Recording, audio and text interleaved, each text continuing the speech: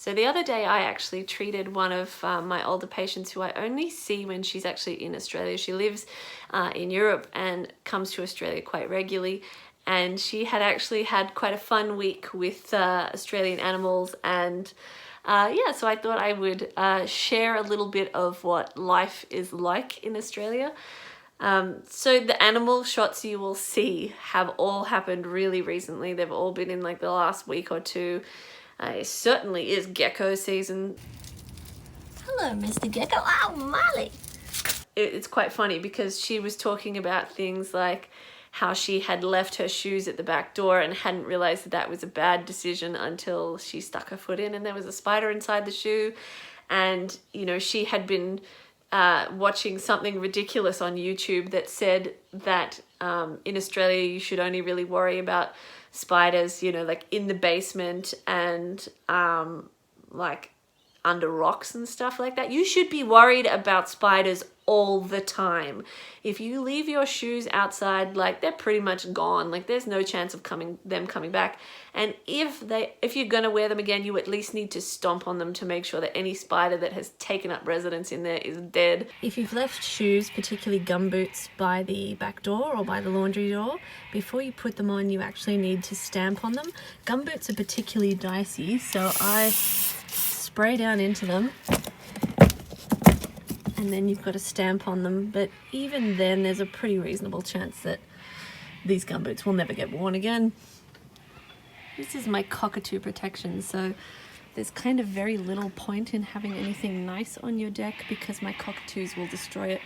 They just emptied out my garbage bin and tossed everything down the driveway this morning. This is why cockatoos are the worst. They've ripped open holes in the garbage bags and the garbage was closed. They've gone looking for food. They've chucked it all over the deck, including ripping open a nappy bag but then getting deterred. This guy was just trying to eat the candles on my table. If I left him to it, he'd try and eat the deck as well, or the plants on the deck, or the windowsill. Doesn't matter, they'll destroy anything they can. I have had more spider encounters than I like, which I like them to be at 0.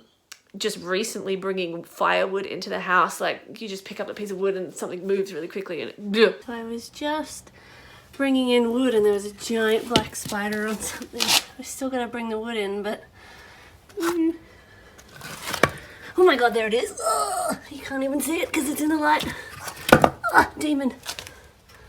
Where did it go? Oh, please don't eat me.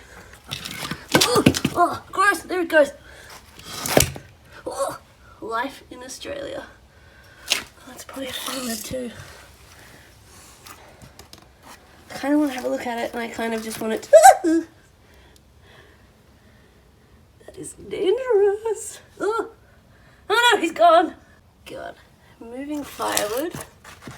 There's a giant black spider that looks really evil. Oh!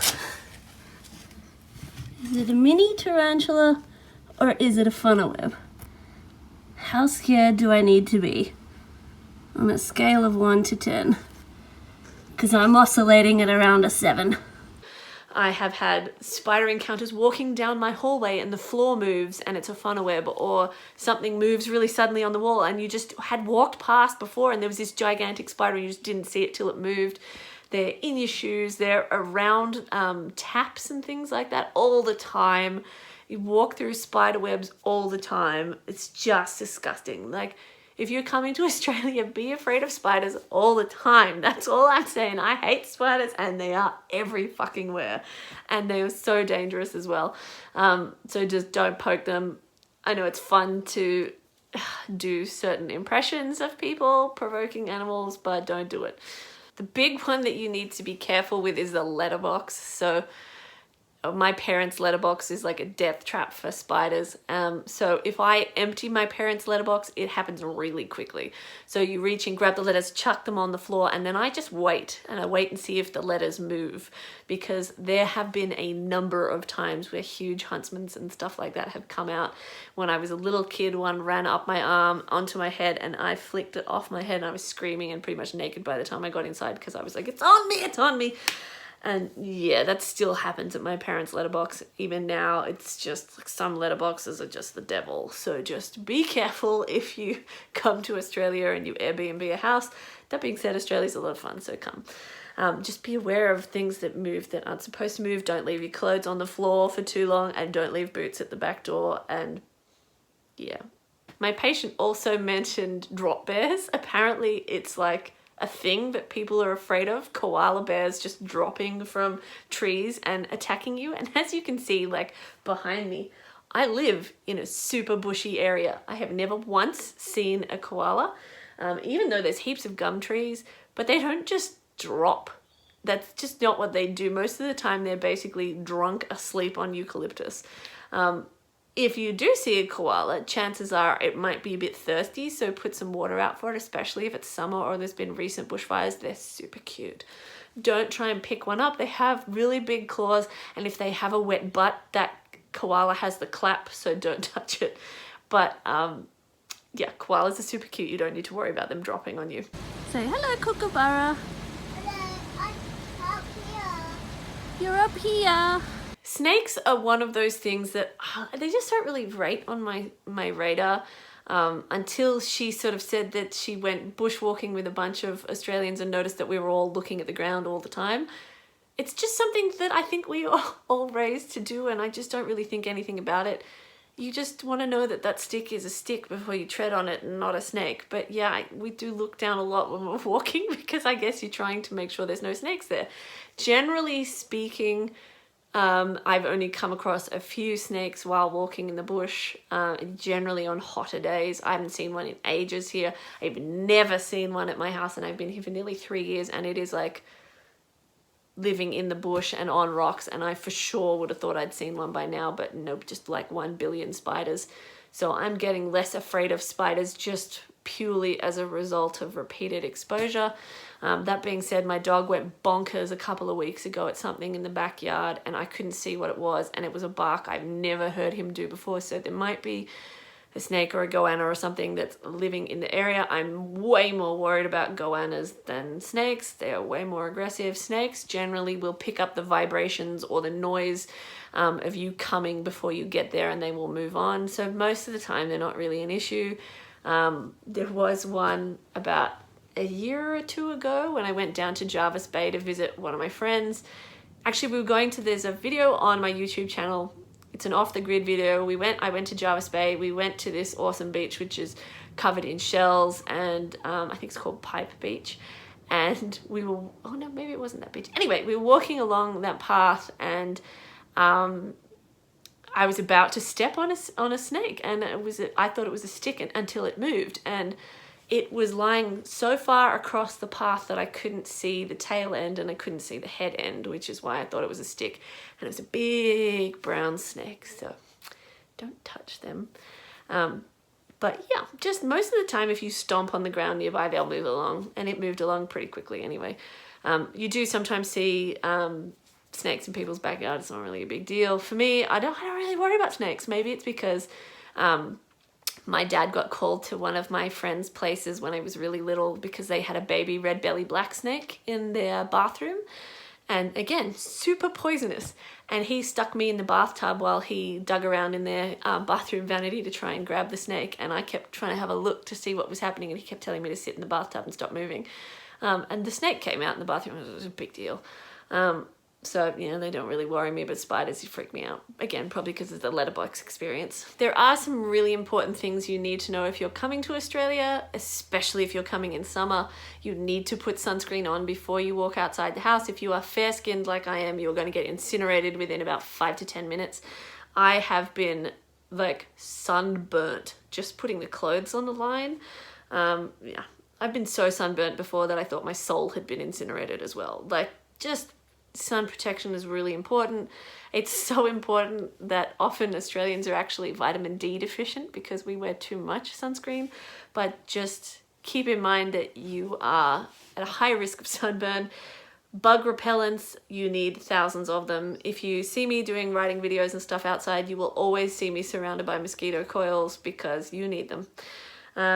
But that being said, Australia is a really fun place to travel. There's some really awesome things you can see. There's also some really awesome food. So I'm going to take you into the kitchen and show you some stuff. Some of it is awesome, some of it is not so awesome. It's a matter of perspective. But if you're coming to Australia, you got to try it. Like, you got to. A sausage sizzle from the hardware store is like an Australian delicacy, but man, I've eaten so much wheat this weekend I'm going to die soon, but it's so going to be worth it. A good sausage sizzle should always have the sausage, 2 pieces of white bread, tomato sauce, and onions. And this, my friends, is a delicacy. We also get them when we vote, and we call them democracy sausages. So I totally trashed my kitchen earlier cooking, so just don't look behind me. But if you're in Australia, a great thing to try is a 4 and 20 pie. So 4 and 20 pie, I usually, if I'm gonna eat them, eat the party pies, because despite all evidence to the contrary in this video, I actually generally eat a vegetarian diet, and I also am wheat intolerant. So these don't go down so well. Neither do democracy sausages, no matter how amazing they are. And yeah, like I said, we have sausage rolls at Bunnings on the weekend or when we vote. So recently we had democracy sausages, although hard as a vegetarian, gluten-free lifestyle. But usually 4 and 20 pie comes like this. They are done with tomato sauce. And if you ask Australians how to eat them, you will get a mixed response because we have very strong feelings about how this should be done. They need to be cooked to the point where when you eat them, they're like molten lava. If they're not burning your face off, they're not hot enough. Most of the time, people will tell you that you eat the whole pie, you pour tomato sauce on it, and then you bite into it. I find that's really messy, and that's not how I was raised. I was raised to cut the pie lid off, put sauce on that, eat that, then scoop out all the meat, eat that, put a bit of more sauce in, eat the pie. But everybody eats them a little bit differently. Another glorious Australian food, if you get a chance. Well, actually, I don't really know if they are Australian, but I've never seen them anywhere else. And if you come in summer, get a frosty fruit. They are so tasty. And they kind of like, by the time you get to the bottom part of them, they're really juicy and amazing. But definitely try these. Big thumbs up to frosty fruits. Generally, I try and eat vegetarian, as I said before. I try and go as close to vegan as possible. I feel a lot better when I do, but I don't go to the point of reading the back of the label of all the condiments and stuff like that in my fridge. And I can't cut out Tim Tams. Tim Tams are an Australian staple. Like, if I was going to be cutting these out, it would not be because of the dairy content. It would be because the biscuit has wheat in it. But I can't give them up. They're amazing. Milo is something that I don't drink that often anymore because I barely ever drink milk. But if I was going to have a hot chocolate, I'd be having it with Milo. Milo is also really amazing on vanilla ice cream. So if you come to Australia, get some Milo, get some vanilla Peter's ice cream and sprinkle it on top, or make yourself a Milo drink. It is super tasty, but if you're going to survive Australia, the chances of you dying with Milo are a little high. So just be careful how you make it. If you inhale Milo, which we've all done before, it is a near-death experience. Vegemite is the devil. I hate this stuff. I only have it in my house for guests who like Vegemite. Just like, I really love salt. Salt is the greatest thing in the world, but this stuff is disgusting. And a lot of it is about how thick you put it on the bread, but ugh. I've had it one time because it smells bad, it looks bad, and it tastes bad. I only tried it maybe like 3-4 years ago because I was like, come on, I just gotta do it. It was foul. It was so gross. It was unreal. So if you try it, spread it on extremely lightly. I was going to actually retry some for the purposes of this video, but I can't make myself do it. That's how gross this stuff is. But the people who like it seem to really like it.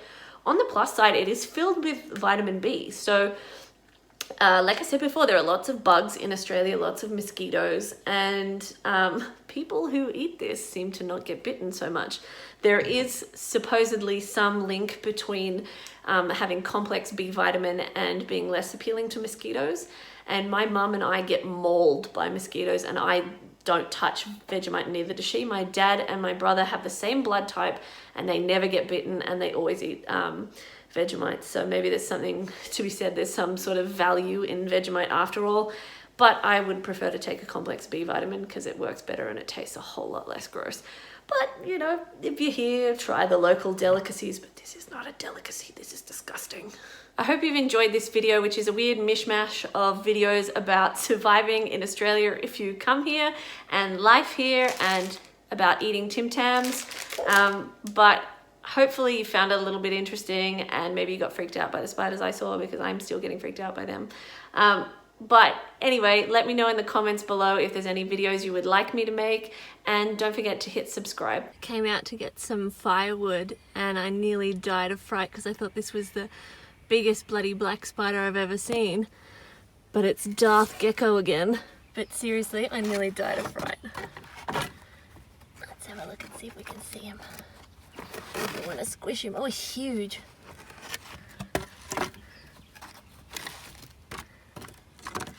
He is a big boy. This is Darth Gecko. So theoretically there shouldn't be a spider in amongst this wood, but I just moved a piece and something moved very quickly.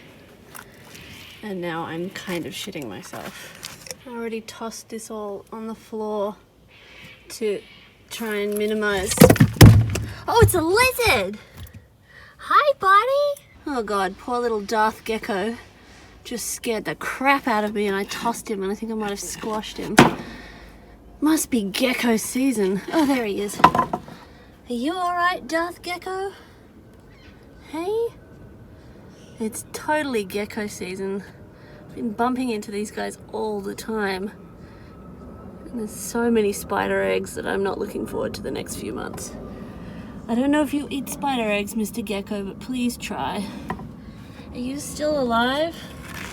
Or did I squash you? I'm sorry. Oh, Jesus! After bumping into Darth Gecko and having him scare the crap out of me, I was worried that there might be some geckos hidden in the wood that I was tossing down to the car, and it seems there was. There's a little, not quite full-grown Darth Gecko, and unfortunately I think I might have squashed one. I've never seen so many geckos in my life. They do seem to stay very still. What's the chances? He is playing possum. Is he alive? Have I not destroyed a gecko family? Buddy, are you still with us? He moved. The gecko I thought I'd killed just moved a little bit, so I don't know if he's playing possum or if he's grievously injured. I'm hoping for playing possum. Hello?